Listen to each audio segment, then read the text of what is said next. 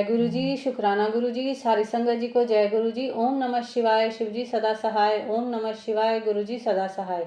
शिव पुराण श्री रुद्र संहिता खंड 3 छठा अध्याय पार्वती जन्म। ब्रह्मा जी कहते हैं, हे नारद, तत्पश्चात हिमालय और मैना देवी भगवती और शिव जी के चिंतन में लीन रहने लगी। इसके बाद जगत की माता जगदम्बिका अपना कथन सत्य करने के लिए अपने पूर्ण अंशों द्वारा पर्वतराज हिमालय के हृदय में आकर विराजमान हुई। उस समय उनके शरीर में अद्भुत एवं सुंदर प्रभा उतर आई। वे तेज से प्रकाशित हो गए और आनंद मग्न हो देवी का ध्यान करने लगे। तब उत्तम समय में गिरिराज हिमालय ने अपनी प्रिया मैना के गर्भ में उस अंश को स्थापित कर दिया।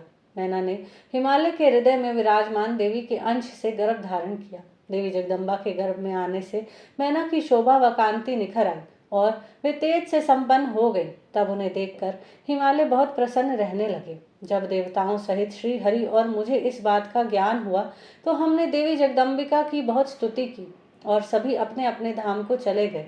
धीरे धीरे समय बीतता गया। 10 माह पूरे हो जाने के पश्चात देवी शिवा ने मैना के गर्भ से जन्म ले लिया। जन्म लेने के पश्चात देवी शिवा ने मैना को अपने साक्षात रूप के दर्शन कराए। देवी के जन्म दिवस वाले दिन बसंत ऋतु के चैत्र माह की नवमी तिथि थी। उस समय आधी रात को मृगशिरा नक्षत्र था। देवी के जन्म से सारे संसार में प्रसन्नता छा गई। मंद मंद हवा चलने लगी। सारा वातावरण सुगंधित हो गया। आकाश में बादल उमड़ आए और हल्की हल्की फुहारों के साथ पुष्प वर्षा होने लगी। तब माँ जगदम्बा के दर्शन हेतु विष्णु जी और मेरे सहित सभी देवी देवता गिरिराज हिमालय के घर पहुंचे।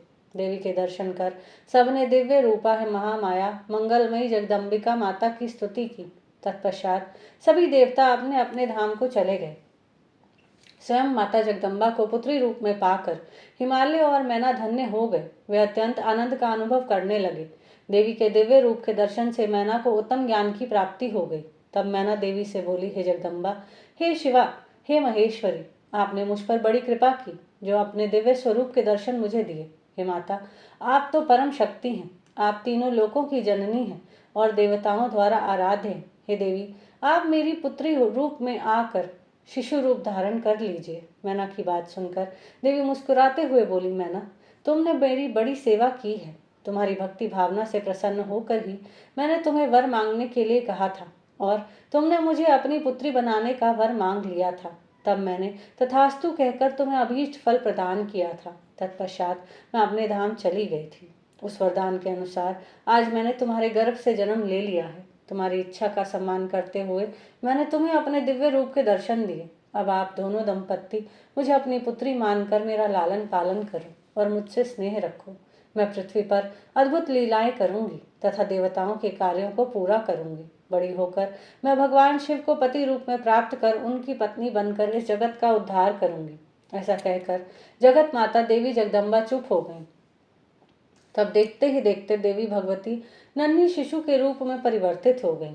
यहीं पर शिव पुराण श्री रुद्र संहिता खंड 3 छठा अध्याय समाप्त होता है।